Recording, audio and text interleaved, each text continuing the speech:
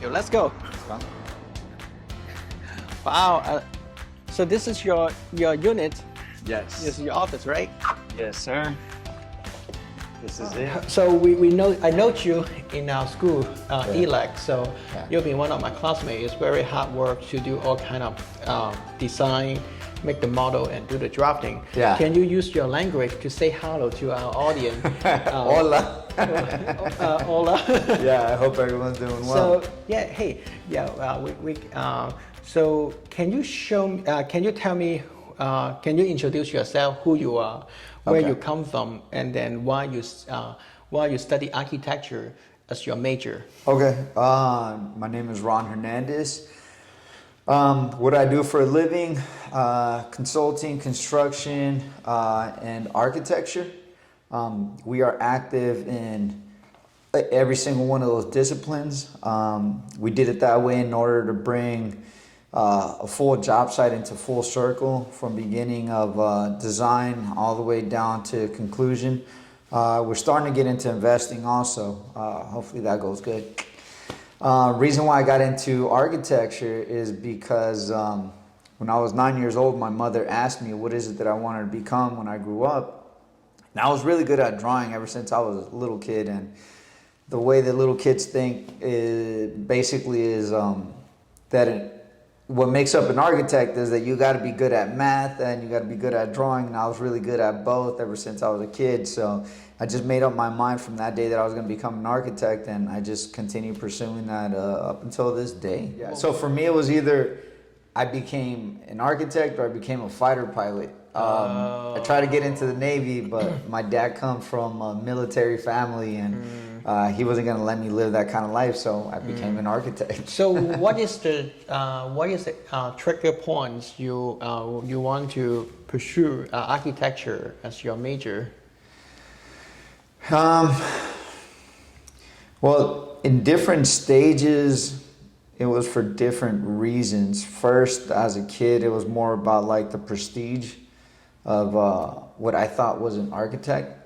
Now that I'm older, the type of architect that I'm becoming, reason why I continue pursuing it is because I get to be involved in the design process, but I also get to build. And at one point I was building with my own hands also at the same time. So whatever I design, I was able to create. But one of the things at this point is that it has a lot to do with the legacy that I leave behind for my kids. I want them to know that their old man pursued his dreams, made it happen, and he did it in a pretty damn good way. Oh wow! So you already planned when you were 9. So that's interesting. Yes, so when you decided architecture is your major, you want to go through your education process. How you get your major started? How did I get my major started? It all started in East Los Angeles College. Actually, it all started when I used to go, when I was in high school.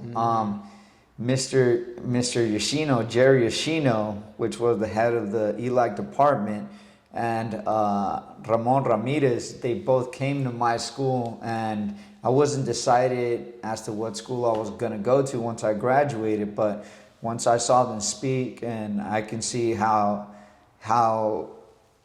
Mr. Yoshino understood the subject in depth, and how Ramon was really into the whole design aspect of it, I knew I had to go there, and that's why I ended up going to East Los Angeles College, man. That's where everything got started. And to be honest, I think my time in East Los Angeles College was more important than when I transferred over to the university, because of it basically created the foundation of what I was going to pursue as an architect, design-wise. That's really true. I have the same feelings too. When I learned, don't get it wrong. So I learned a lot from my school when I transferred to SIA. Yeah, exactly. But more of the foundations, like how to do the drawing, how to see the objects, how to appreciate a building, is all learned from from ELAC, from my college. Yeah. So so can you tell me more about what is the decision point you you select your school and how you go through your application process. All right, man. Okay, I'm gonna tell you guys the truth. When it came to the school, I was not the best student. Not by a long shot. I didn't stand out. My portfolio was crap. So it's true. It was. So I just threw out the applications out there, see who would take me, and I ended up, thankfully, at Woodbury University. Woodbury University was the second step, and once again, it was very important to becoming the kind of architect with the style that I have. I had to start from year one. That's how bad my portfolio was. They started me back from year one once again, and I hated that fact when it was happening, but I'm grateful that it happened that way because it humbled me down. It started me from zero again. Like I started off with the kids who just came out of high school. Even though I had gone to ELAC already for 5 years, it's kind of embarrassing to say, but I mean, that's the truth of it. Started from the bottom, had to do all 5 years all over again, man.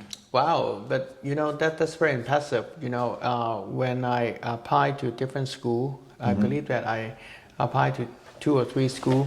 So I try to do shortcuts, right? So because I went to Syriot, so it's a private school. So when they place me on a year one, I probably would skip it because I want to save money. So, but you make a really great decision. So you start from it's nothing wrong because the training from ELAC and the actual university is quite different, right? Oh yeah. So you have some knowledge, but your portfolio may not able to demonstrate that quality. So they want to give you more preparation to become an architect. That's totally right. But not all the people they're willing to refresh the memory from the beginning, to unlearn what they have before. This process is incredible. I'm really proud of you. Thank you, sir. What is the difference you can see that compare Woodbury and ELAC? The way that the teachers approach their students.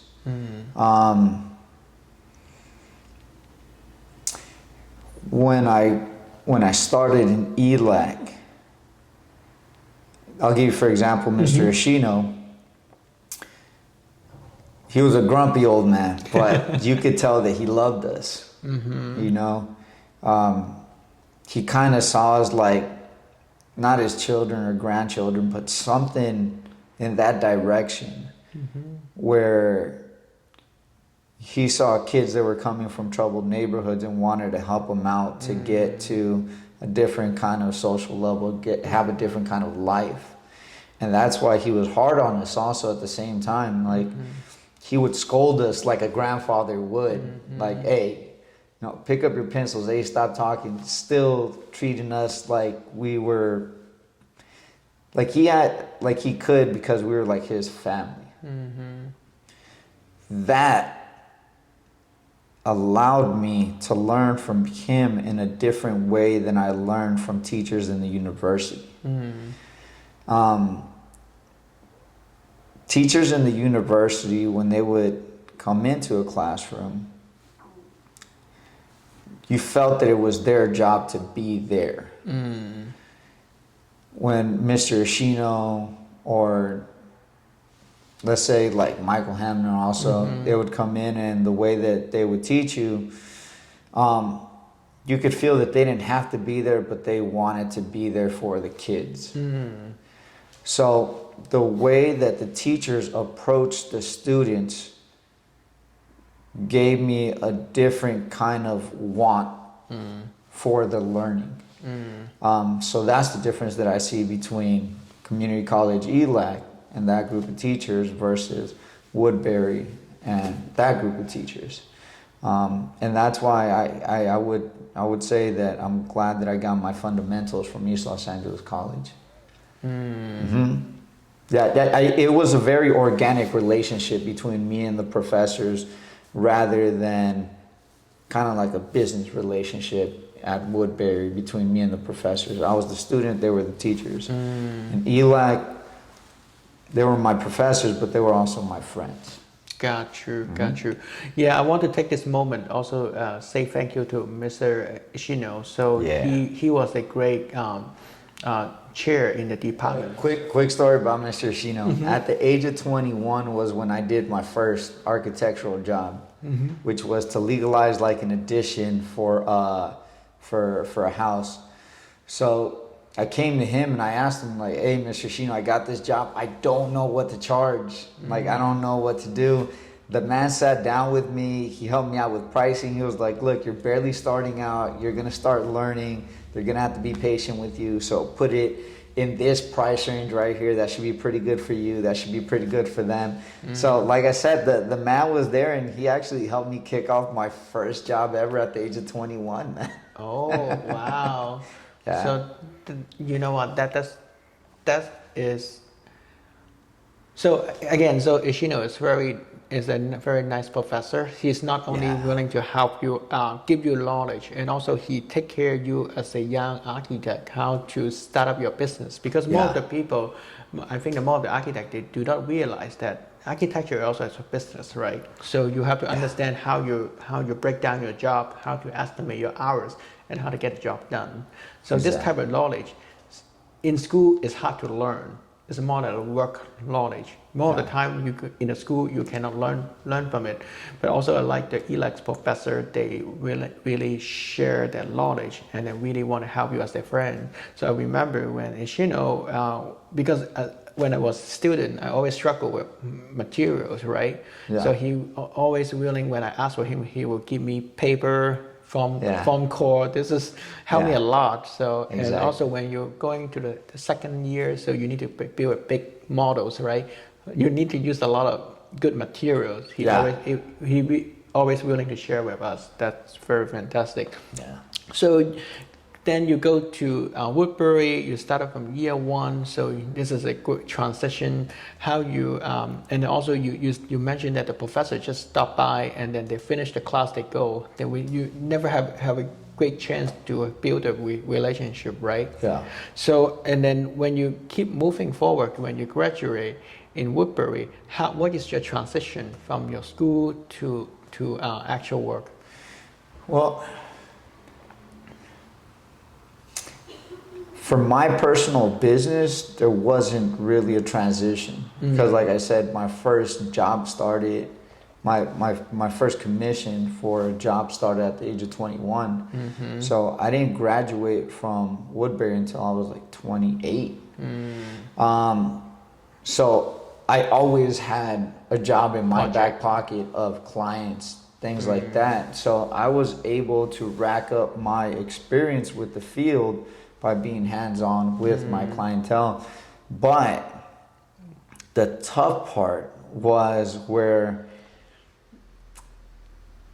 I fell for the trap of thinking that what other people told me was the right path to follow for architecture was the correct one, that you graduate, then you get an internship and you try to get a good job. I tried that. I tried that the first year, and don't get me wrong, I loved the time that I worked at the firm, but at that point, an architect is not there to sit down and teach you. He's there because it's a business and he's trying to make money. So when I compared me working at a firm versus the work that I did on my own, I learned at a much quicker rate in my own jobs that I did in any single day at a firm. So for that reason, the transition to trying to work at a firm was tough. I actually ended up pulling out and just continuing on my own and just took that risk, you know. It just felt right. And I've never been, I don't have I'm not a cocky person, but I've never been one to leave the decisions of my daily life to somebody else's hands. And that comes from my father, because my father has always owned his own business, and he's never really been the type that likes to have his day dictated by somebody else. So I grew up around that environment. So for that reason, the transition from school to my business was easy because I always had that in my back pocket. But my transition from school to working at a firm was very rough, and it didn't last too long for those reasons. Then, oh, I see. So maybe the corporate settings is maybe not really fit your style because you've been working on your own. Yeah, and you know what? Even when I was at the firm, I never stopped working on my own work because I heard one time someone say something that was very true, and it was probably like a motivational speaker or something like that. If you're going to be working so hard to make somebody else money, even when you get home at the end of the day and you're tired, why are you not going to put that kind of work into your own future and just leave all your good hours just wasted on somebody else who's making their profit? So that always was in the back of my head, and that's why there was days, I think there was even like a 23-hour straight day that we did of work at the firm one time to meet a deadline.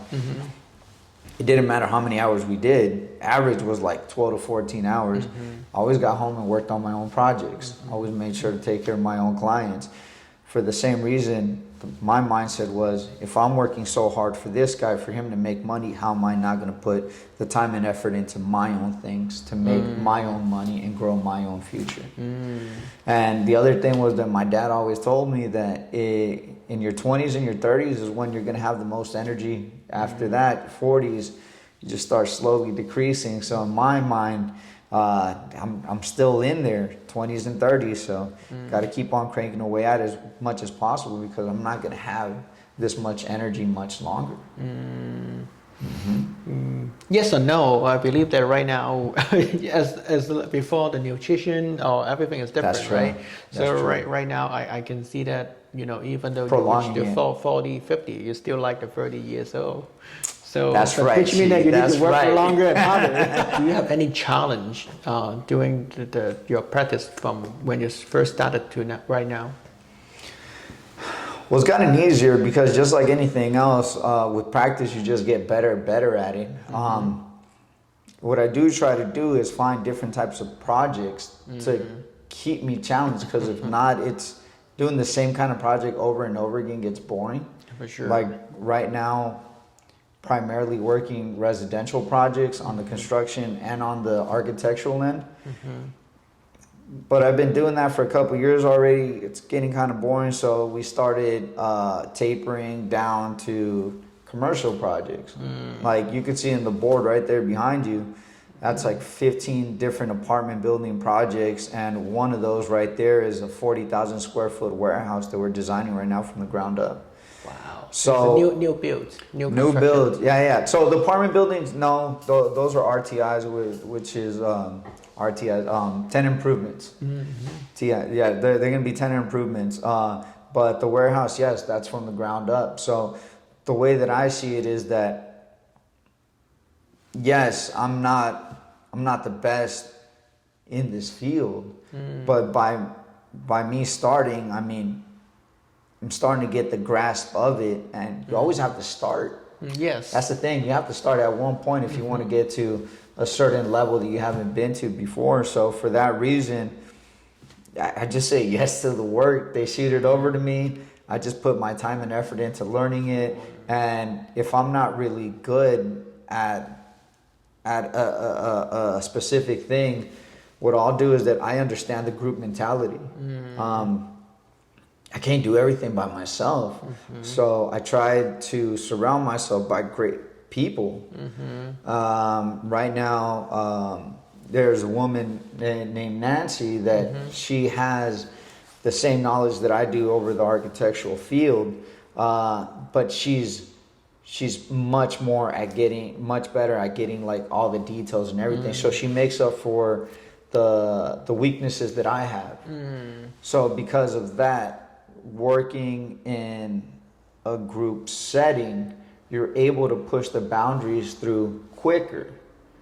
And I think that's why, going back to the school thing, the group projects, even though a lot of people hate them, and I know a lot of people hate them because there's a lot of teammates that don't pull their own weight or anything like that, but you got to learn how to work in a team, because like I said, a one-man army doesn't get too far, man. And it's a big world out there, and it's nice to have that load carry on by somebody else. But what I will say is that you have to get to know yourself pretty well to figure out your strengths and your weaknesses. Because if you know your strengths, you could push that, and that could be your advantage on the field. And then your weaknesses, if you could bring them up a bit, but since there's only so much time that you have, you can have those weaknesses made up by somebody else who's really good at that. And you guys can share the success together, you know? And people, when you push for other people to do great and you're not greedy about that success, those people are thankful and they're willing to go as far for you as you are for them.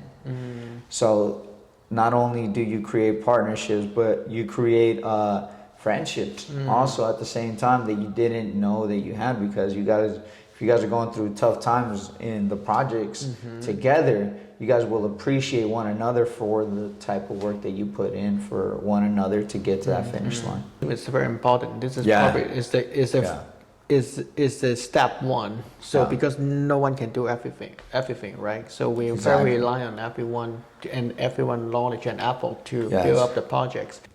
So what is the project right now? So how is this going?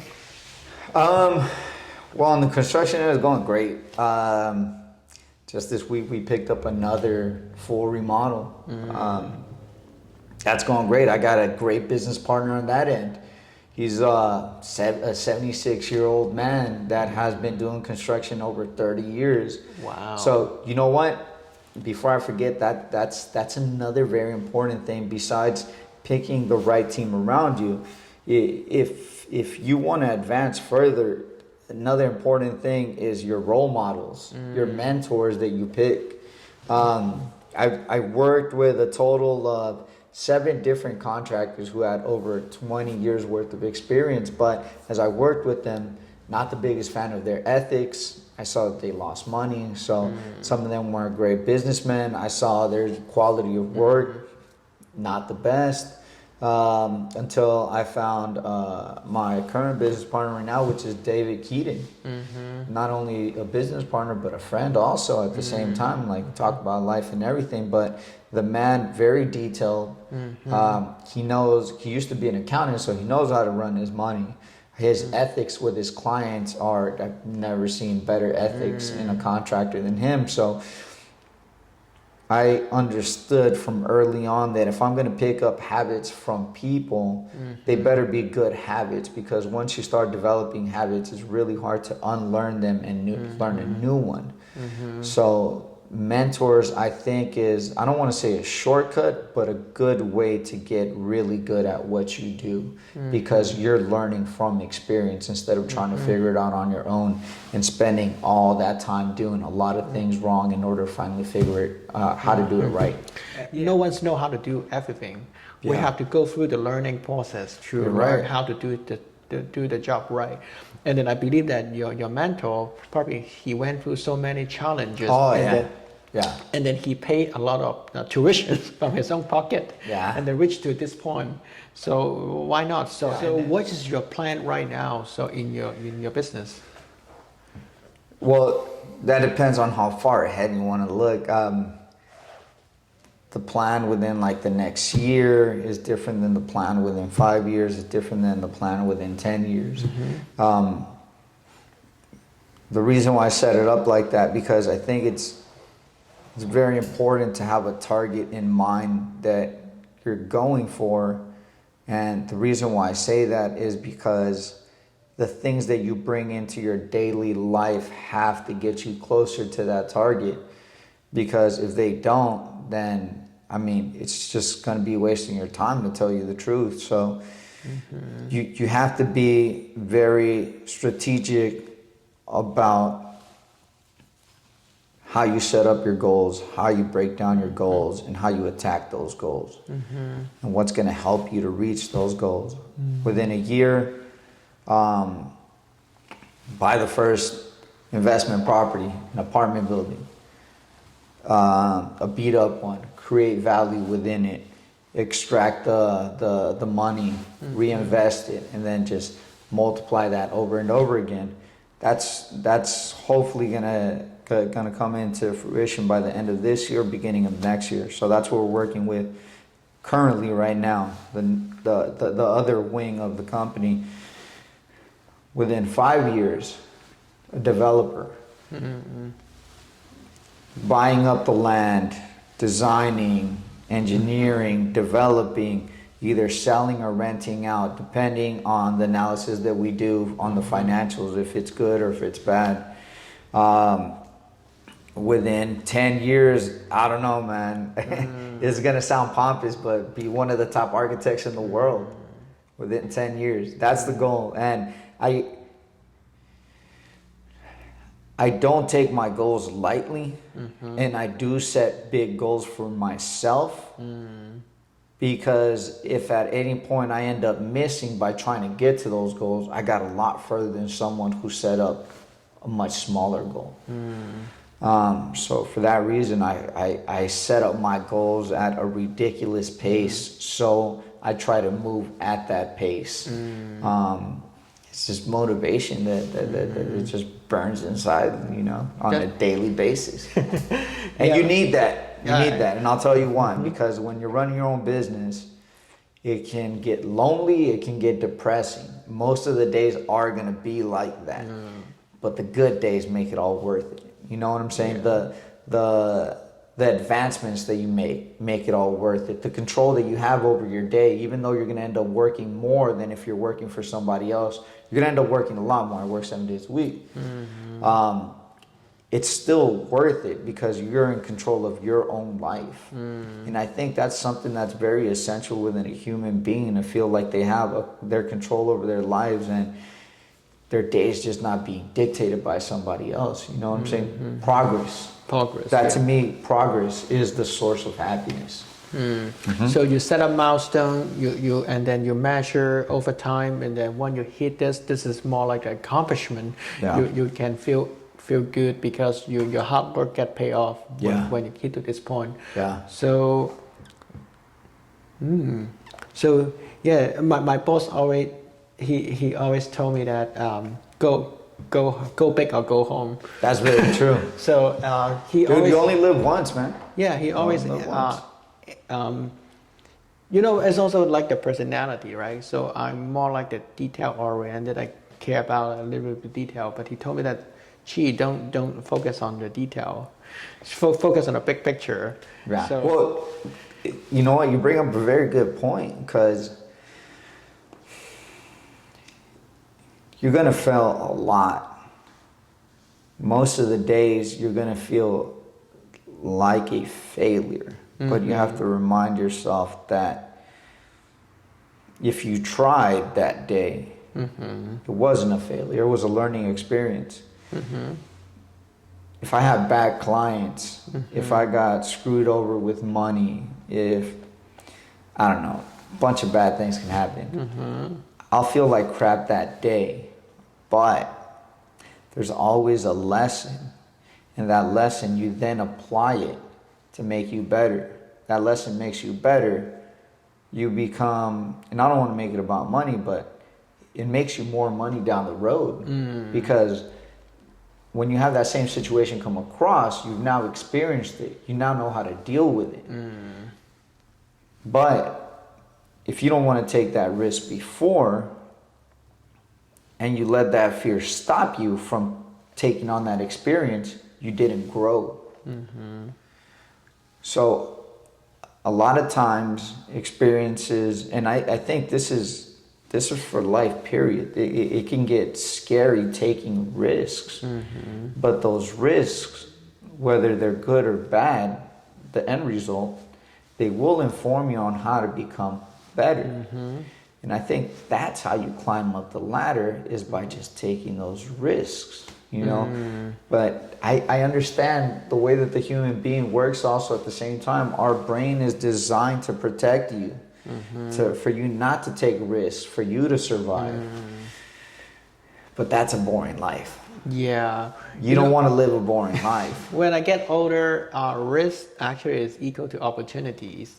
So that's how you're going to see, is this a risk and is this opportunities. Exactly. But when you're not doing this, not turning a ticket, so you just have a very boring life. Yeah. And then, you know, also you mentioned that life is only live one, right? So you have only no live it choice once. you cannot do it again. Here's the other thing also. A lot of people don't understand that any day you could be gone. Oh. It sounds scary to say it like that, but I see life that way. That's why when I get home and I see my kids, squeeze the hell out of them, give them kisses, throw them up in the air, tickle them, like, because I'm glad that I made it home again. Another day was completed. I was blessed with another day. I leave in the morning. You never know, so you got to make your days count. That's just the reality of life. And it's true what they say. If you live life like it's your last day, it's going to be a life well worth it, because you're going out of there and you're squeezing all the juice that you can out of that day. You know, the people that you meet with, the little arguments no longer really matter. Just put them aside, like they don't matter, you know. Big issues, settling problems with like loved ones, like by you living your life like it's your day, like if it's the last day, I think you view risks in a very different way, and you attack them in a very different way, in a more aggressive way, in a more positive way. You know, and so I think it's very important to remind yourself, like you just said right now, you only live once. And like I said, you don't know when is your last day, so you got to make it count. I mean, it sounds a little creepy to say it like that, but dude, it's just natural. It's just the way. Wow, Ron, so you shared a lot of great philosophy of your life, and then also that's helped you to run your business. Yeah. So I think that we can kind of wrapping up the conversation. And also, I was going to post some of his work, so everyone can check it out. So it's really amazing. So can you share what is your favorite college tradition? Favorite? Well, I don't really go back to my university, but the favorite tradition that I had with my friends was that, and you guys in the architectural school will know this. Sometimes you'll go 3 nights straight without sleep to finish. He laughs because he knows. My record is 3 nights. 3 nights. That's the most that I was able to do, and that was usually for final presentations. So what me and my friends would do, we had a code name for it. We would call it a 40-minute break. 40-minute break. That's so that the teachers wouldn't know what we were doing, the professors. So I would call up my friends like, hey, you guys want to go for a 40-minute break? We would go to the 7-Eleven across the school, and we would all grab 40s and donuts. So beer and donuts, and then go to the back of 7-Eleven, and everyone just, either complaining about what was going on, how their jurors were talking crap about their projects, or how hard it was and how difficult their professors were, and like just having a good time, drinking our beers, eating our little powdered donuts, and that was my favorite tradition right there. It was like some of the best memories that I had right there with my friends. Oh, and also one tips I want to share with everyone. So you don't worry about the comment from the jury. So whatever they say, it doesn't matter as long as you have a good job, good work. So this is much more matter on your portfolio. But it is a good representation of what life is, though. Oh, because reason why is, you could probably be doing work that you think is great, and people are always going to talk crap about it. But don't forget, if you don't have people hating on your work, then a lot of times means that you're not doing something interesting. So if you got people hating on your work, probably doing something good. Yeah, and also they only see your work is maybe 5 to 10 minutes, and then they need to make their judgment. So that's not fair. They never went through your process, and then they may not understand why you came up with the design. And then based on just this 5 minutes impression to judge your work is not fair most of the time. But again, so as long as you put your energy, you understand what you're trying to do, and also you present the holistic product to the jury. This is the most important. Yeah, All right. 100%. So, and then can you, we study architecture, right? So also you like design, I believe. So Yeah, can you share with me what is the three favorite designer, architect, or business partner that work there more inspire your practice right now? Well, you know what? My favorite architect has always been Louis Kahn. Just because of the heaviness of his architecture, the concrete, the woods. Just love that man's work. Love Calatrava because of the engineering that goes behind his work. Not necessarily the aesthetics, but just how he implements engineering into his architecture. And then finally, I would say the engineering firm Arab. Arab. Yeah, I love Arab. I mean, if you go to their campus and everything, it's beautiful. And they are engineers who implement architecture into their work.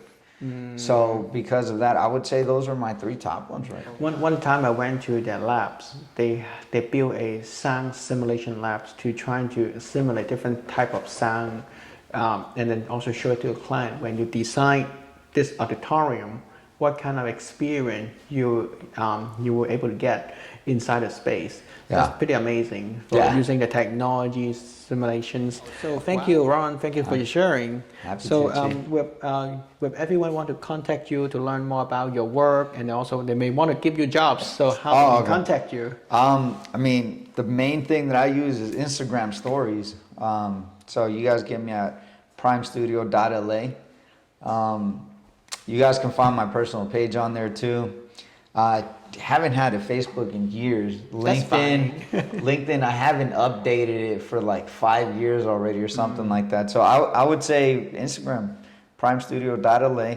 And I know you guys are going to see a lot of posts, but the stories is what I post on a daily basis. So you guys get a look into my job sites, the type of architecture that we're doing, the type of people that I deal with on a daily basis. You guys will get to know the team. Pretty sure Chi can testify to that. What is your final recommendation for the student? They want to go through their education like architecture.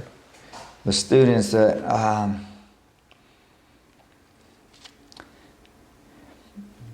build up having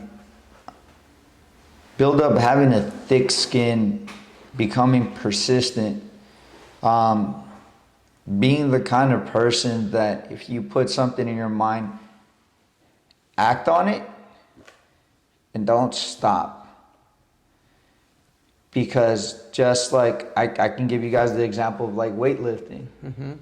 I mean, if Frank Gehry is you bench pressing, 300 pounds, you being in architectural school, you're bench pressing 90 pounds. To get to the Gehry level, you have to train, strengthen up your muscles, and eventually build up to those 300 pounds.